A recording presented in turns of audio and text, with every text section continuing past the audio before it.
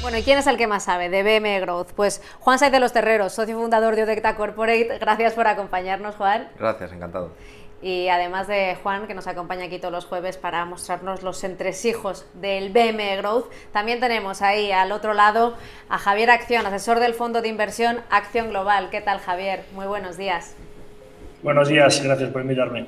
Por favor, un placer para nosotros poder charlar contigo. Javier, para empezar, para entrar un poco aquí en faena, vamos a comenzar porque nos expliques un poco qué tipo de fondo de inversión es el que asesoras a Acción Global. Bueno, pues es un fondo que lo tenemos registrado como mixto flexible para tener precisamente mucha flexibilidad en la gestión. Y bueno, realmente el sesgo es más hacia renta variable. Es un tipo de fondo muy centrado en el análisis de compañías individuales, con una cartera bastante concentrada, compañías que conocemos muy bien, que podemos estar relativamente cerca o analizar muy bien al equipo gestor, saber muy bien lo que hacen, ver muy de cerca las decisiones de asignación de capital que hacen y con una vocación de permanencia a largo plazo en el accionariado de esas compañías, ¿no? Se estarán preguntando, bueno, ¿y por qué estamos aquí hablando con Javier? Estamos hablando de BM Growth. Pues porque en este fondo tenéis alguna microcap, ¿verdad? ¿Qué empresas del BM Growth tenéis y por qué? ¿Por qué habéis apostado por ellas?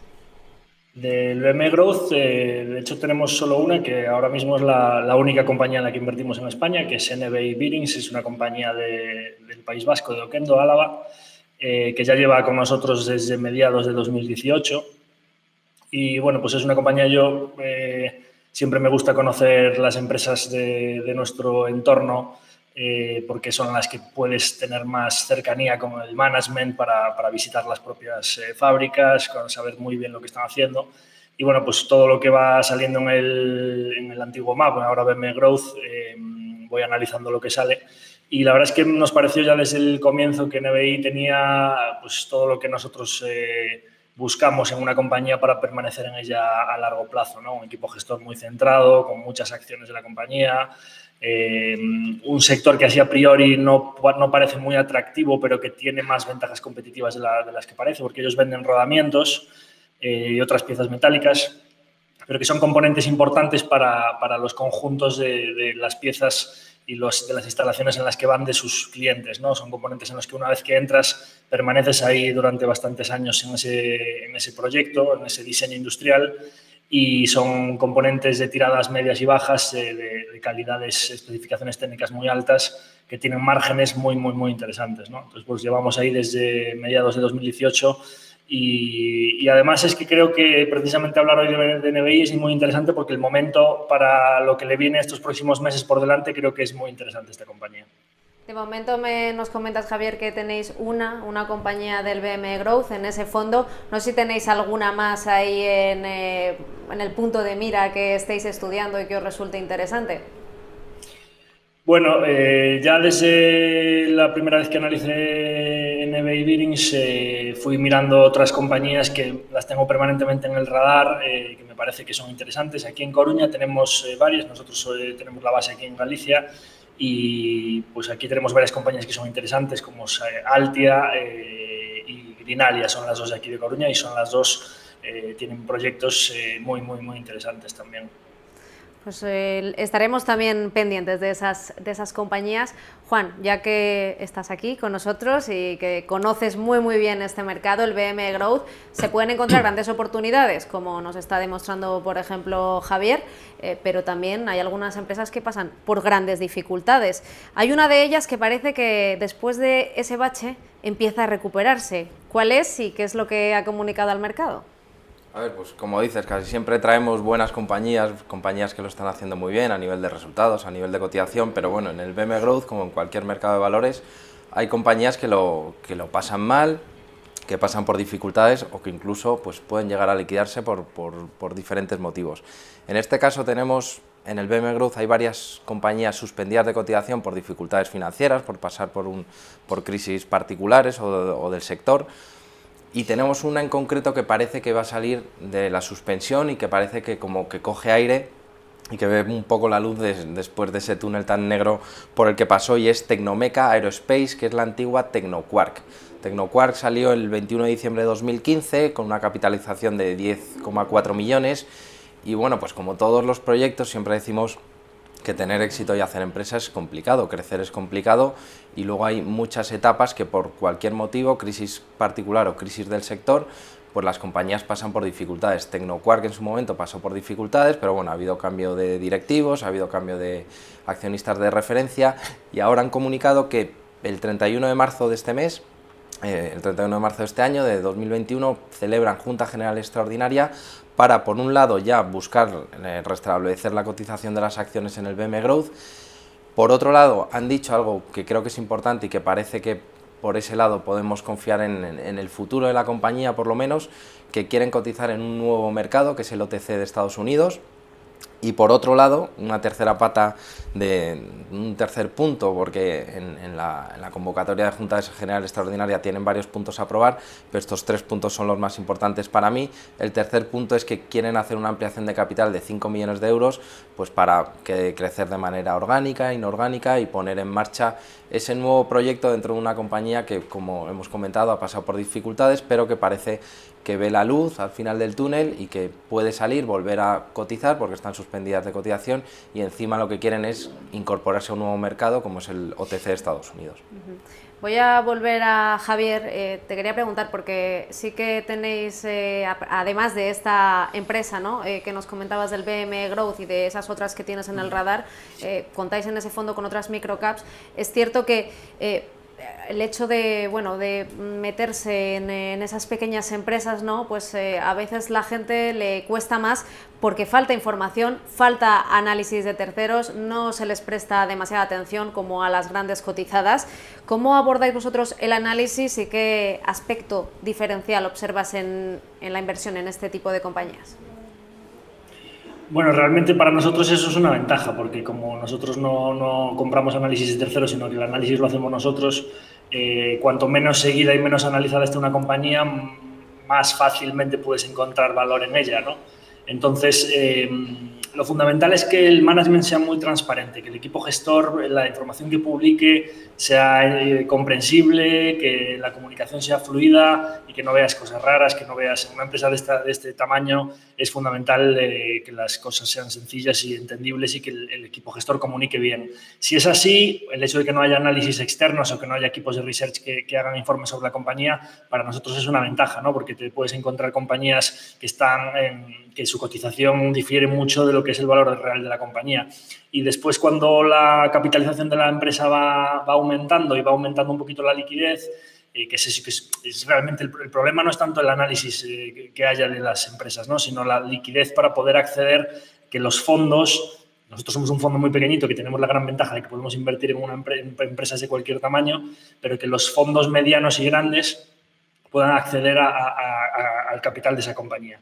Cuando eso sucede, cuando va aumentando la capitalización y esa empresa va entrando en nuevos radares, porque va entrando en las capitalizaciones mínimas que pueden analizar esos fondos, es cuando se produce el re-rate, ¿no? Es decir, una empresa que estaba capitalizando, pues imagínate, 100 millones generando 10 o 15 millones de flujo de caja, que es un múltiplo pues, de menos de 10 veces, esa compañía que tan pronto va aumentando de capitalización, incluso puede acceder a cotizar en el mercado continuo, a pasar del BM Growth al mercado continuo, va entrando en nuevos radares y se le produce ese re-rate de múltiplo al alza que te aumenta la rentabilidad a ti como inversor, ¿no? Entonces, a nosotros realmente que no haya análisis externo para nosotros es una ventaja porque lo hacemos nosotros internamente, el análisis de las compañías, y lo que sí que hay que lidiar con ello, que hay empresas a las que incluso siendo pequeños no podemos acceder, es a la liquidez, al volumen medio que negocian las compañías, que eso pues, es una limitación y que además el regulador pues, nos exige que tengamos unos coeficientes mínimos de liquidez y tenemos que ir lidiando con esos puestos que son bastante demandados en las pocas compañías poco líquidas que podemos tener, que en nuestro caso pues, es NBI Birings y una alemana y una británica, ¿no? Que tenemos ahí 3 compañías poco líquidas, por decirlo así. El resto de la cartera hay que mantenerlo en compañías más líquidas y, bueno, pues hay que lidiar con esas partes de la regulación, pero vamos, para mí el hecho de que no haya análisis de estas empresas es más una ventaja que un inconveniente, ¿no? ¿Cómo capeáis esa falta de liquidez? Me decís que tenéis que hacer frente a esas limitaciones, pero ¿cómo lo hacéis?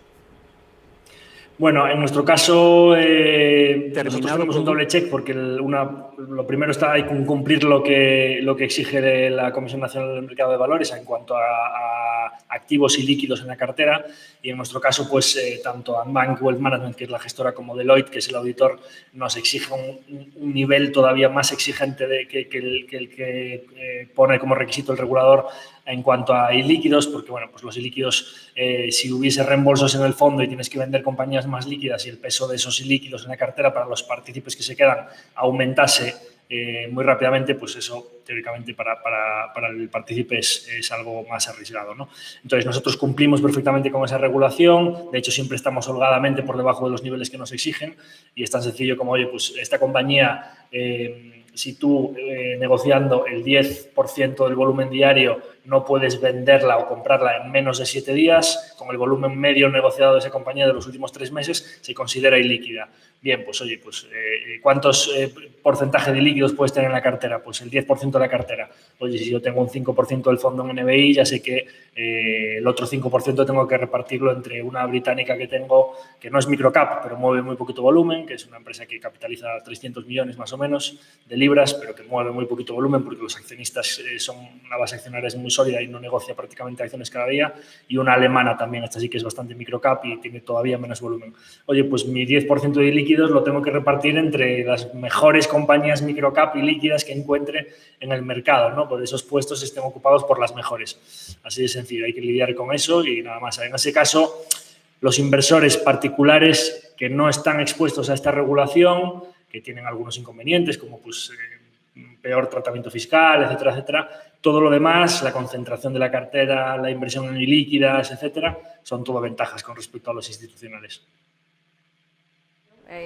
Cuando lo explicas así parece sencillo, pero imagino que llevará un trabajito detrás.